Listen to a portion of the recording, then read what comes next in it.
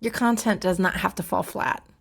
It can feel alive just by thinking about the emotion that you evoke in it. So first, you want to start off with yourself. Tune into yourself. I have this thing that I share that I use regularly and share it with my clients, and I've been talking about it on LinkedIn. Does it feel good? Does it make sense? In that order. First, does it feel good here in you? And if it does, then you can move on to your logic. Does it make sense? Use your strategy. But so often we're taught to use strategy and then try to make it feel good or try to make yourself feel good doing it. And I feel like that's backwards. So a year ago, I stopped doing LinkedIn, the LinkedIn way. Hey, I'm Trisha Edwards and I'm on LinkedIn. I post Monday through Friday, most weeks, most days, sometimes on the weekend. I follow my own rhythm and I use my own frequency. So the first year that I was on LinkedIn, I did everything the LinkedIn way of doing things, and I hated it.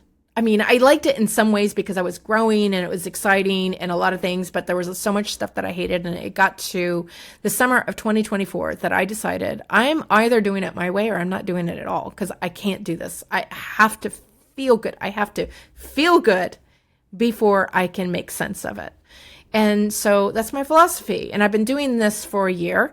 And it's been a bit of a travel, a bit of a road. And I have really gotten tuned into my writing. And I get so many compliments on my writing and people talking about how much they love it and how they feel when they read it and what they resonate with. And even some people asking me, how do I do that? And so I'm sharing some of the behind the scenes of why I pick a particular line and what I'm adding into it. Now, I am known for narrative writing. I do some poems, which, they're not fancy poems. They're rhyming poems or they're poetic in some ways, but they're normally about something around LinkedIn or my client work or how I created something. They're personal, but they're no Emily Dickinson, let's just say that. So anyway, I'm sharing how I put things into mine. I am known for putting emotion into my work, that it is felt more than it's read. And that is my thing. That is me. That's how I'm designed to do. I also work with human design, and there's a thing that I learned from Jamie Palmer. I was already doing this, but when I studied under her and I saw how she was using human design to help reveal this, it clicked. It made so much sense. And it's like, that's why I've been doing this. Now I understand it. It was like, it was fuzzy before and I kind of knew it was the way, but it was like walking through fog. And then when I worked with her, I was like, oh, now I get it. This is why this is my way. And so now I'm certified with her to even offer that report. If you feel like you're a little bit lost on what your way is, that I would be happy to just reach out to me, send me an email or a DM on LinkedIn or something, or visit my website, trishaedwards.com. And it's the Ideal Client HD report, and it helps give you a way to talk about it. So anyway, aside from that, I'm here to talk about a very specific line here in this post. This is one of my longer posts that I have had on there. So I vary in length from short to long on there. And, but not every single post, but a lot of posts, I have these standout lines that I've been sharing. And I always like to evoke emotion, but I'm talking about why specifically I'm putting these things in here, so that hopefully gives an example. And so you can tap into your own life. So first, does it feel good? And that means, does it resonate with me? Does it feel good within me? That is the first thing. And then I strategize. So it always starts with something that's personal to me. Always something that is deeply connected to my life, something that I would say on repeat, something that people who would read it and be like, yep, that's her. That is important for me.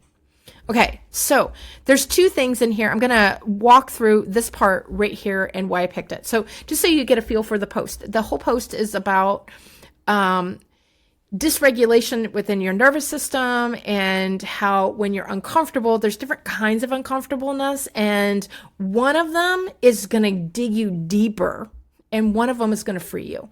And if you don't understand what those two kinds are and you're not recognizing which one that you're doing, that old phrase of get comfortable being uncomfortable because that's how you grow, you have to go beyond your comfort zone. That is BS. Don't buy into that. It's only half true. It's only true if it's the comfortableness that helps you to grow. But there's another uncomfortableness that doesn't help you grow. And if you're doing that, you're going to dig and shrink your zone of where you feel safe. So it's important to understand those two things. Anyway, I'm not here to lecture you on that and teach you all that. I'll put a link to the post. You can go read it yourself if you want to. I want to talk about these lines and why I chose these lines. But so now you get the gist, right? There's two things. So the first one, I wanted to evoke a feeling about the good kind of uncomfortableness. And I said, feels like riding a bike for the first time. Now, I don't know if you remember, like instantly, I remember my pink bike that was a saddle seat and had flowers on the seat, and it had a basket on the front that had white and green flowers on it. Love that bike. Rode it for such a long time. And that power of, you mean I can do this and I can, go down the street on my own? That was so much freedom right there. It's like freedom in your hair blowing. It's you have total control about where you're going and you get to have speed. And I don't know about you. What do you think about when you learn to ride a bike? Maybe you're having a similar thing.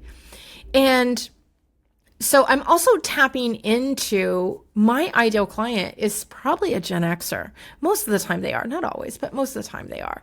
And so,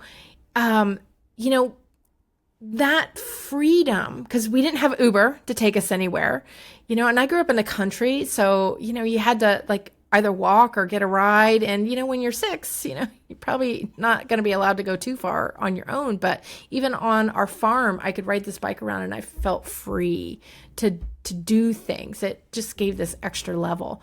And so I'm speaking to something that really evokes that freedom. But, when you first ride the bike, wobbly, yes, as kind of a reminder. So I'm reminding them there's freedom riding that bike. Oh, everybody remembers the free stuff, right? And then, but I'm reminding them, but the first day that you were on it, probably didn't feel that great. You might even wondered if you were even going to be able to do it, right?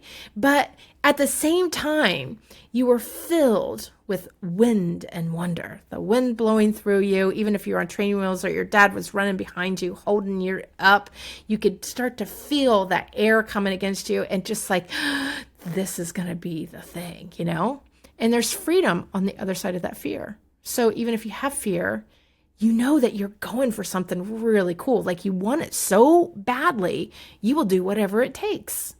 And that's one kind of uncomfortableness. So that's why I picked those words. I picked something that was, I thought, timely to the generation of of the people that I typically work with, and what that freedom really meant. Because I, at least all the kids in my neighborhood, it's like, and maybe kids don't even have this now, but it was kind of like when you get your driver's license and you're like, I can drive anywhere now. I don't have to have my mom taking me around places.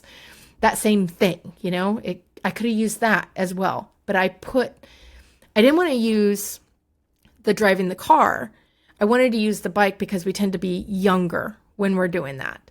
And that sense of wonder where, driving the car, it might be freedom because I don't want to hang out with my parents, where this is like freedom and wonder and free spirit. And it's a different energy. So hopefully that kind of makes sense. So riding the bike was the first thing that came to me. And as an adult, I had a resurgence of this feeling that when I ended up getting my bicycle when I moved to Los Angeles and being able to ride around everywhere and not be stuck in traffic, that I could bypass all of that. That was so much fun. So it's also something, so see, it's really connected to me. So even as an adult, I've had that feeling. Although I didn't really, maybe there was some fear because I had to figure out how to navigate traffic and stuff on there. But anyway, The other thing that I put in here was the other kind of uncomfortableness.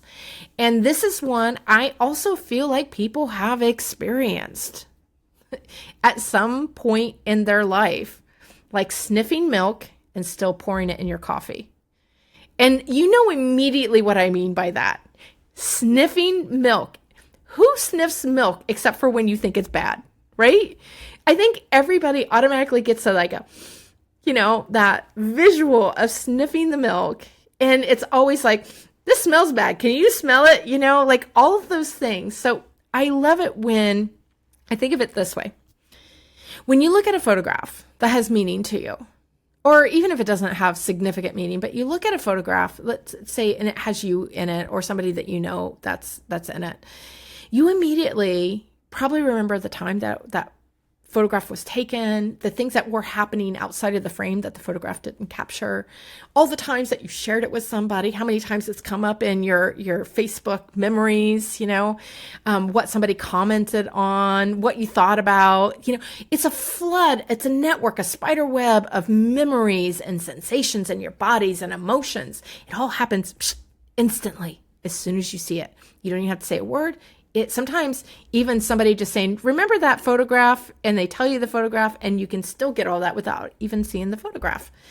I have ones that are like that. A friend recently, back from when I was 20, sent a photo of us dancing, and I was like, oh, and then the whole map of the apartment had flooded my mind and why we did certain things and what we were doing there. I knew exactly what the music that was playing while we were doing it, what the whole thing was. Like so many things flooded back, but also of the people who were there, it was also like my more recent interactions with them. It was everything that happened. So I think about how can you paint the picture so it's like a photograph and you have that flood of memories and sensations at the exact same time in a short period of time. So when they're reading it, they're not just reading your word, they're getting an experience. And that's what I try to do in my writing.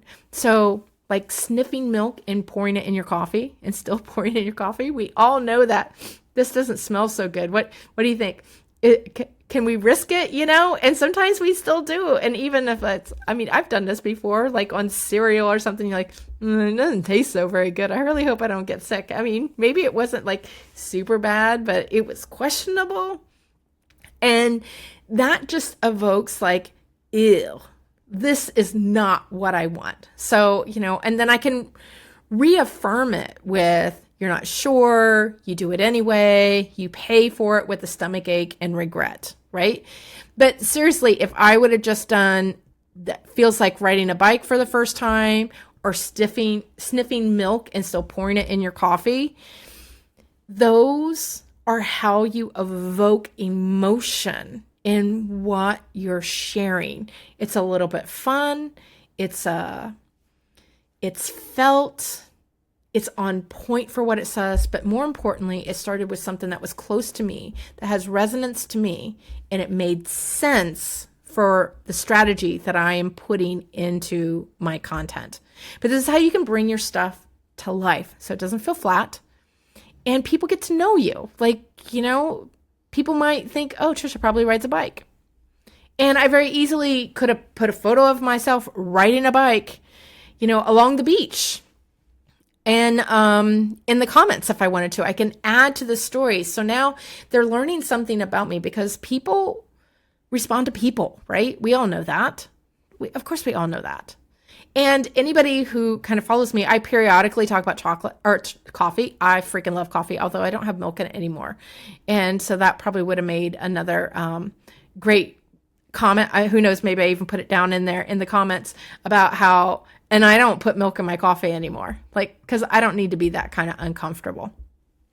So how about that? That would have been a great thing that I could put in here. So hopefully that gives you some insights into how you can put emotion into your writing.